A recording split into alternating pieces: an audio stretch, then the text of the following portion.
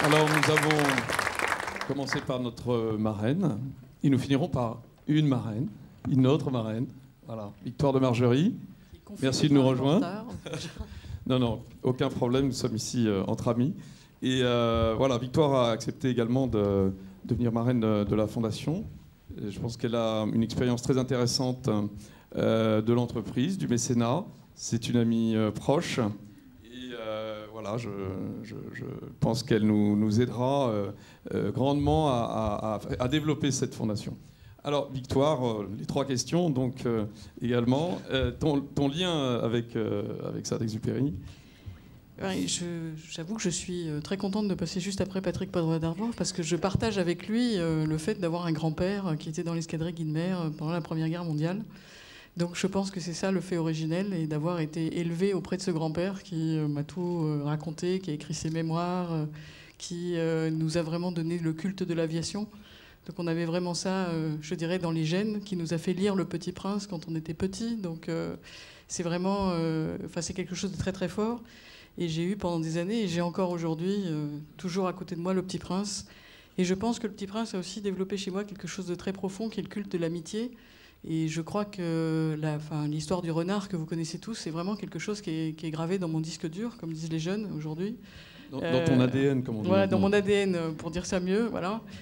Et je crois que vraiment, dans ma génération, qui était une génération, il fallait faire des grandes écoles, être très bon en maths et se passionner pour la technique, les fêtes et je dirais la pure logique des fêtes, de remettre un petit peu d'affectif et de cœur, c'était quelque chose de très important. Donc voilà mon origine, l'origine de mon affectio societatis pour Antoine de Saint-Exupéry.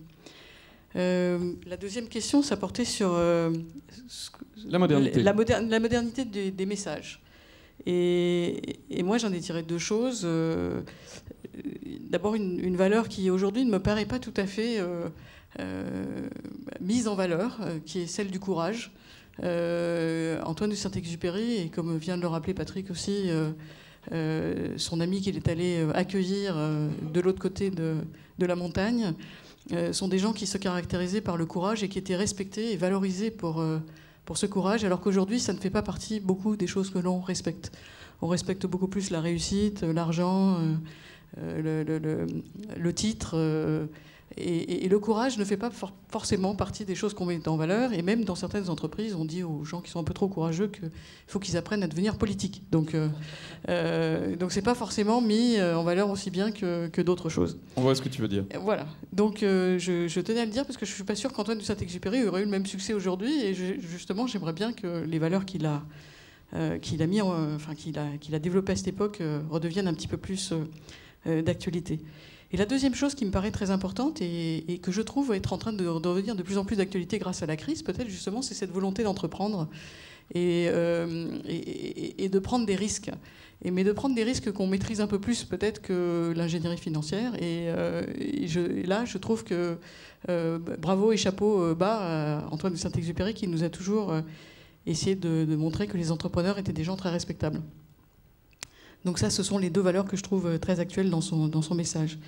Et puis, ce qu'on voudrait que, par la Fondation, faire passer aux jeunes, alors moi j'ai la chance, dans une de mes activités, d'enseigner, et dans l'autre de mes activités, d'être la marraine de nombreux enfants, parce qu'à titre personnel, j'en ai 9, des filleuls, et donc qui vont tous à peu près entre 4 ans et 25 ans, et d'avoir les copains des filleuls, dont les enfants d'Olivier et Laurence, qui sont des enfants assez extraordinaires aussi, et qui ont tous beaucoup de personnalité, mais alors ils me frappent tous par quelque chose, c'est qu'ils sont dans le culte de l'instantané, de l'immédiat. C'est-à-dire qu'il faut que tout ce qu'ils font, il faut que ça marche tout de suite. Et si ça marche pas tout de suite, c'est l'échec. Et moi, j'adore une phrase de Saint-Exupéry qui est aussi dans mon disque dur, et qui est de dire que vivre, c'est naître lentement.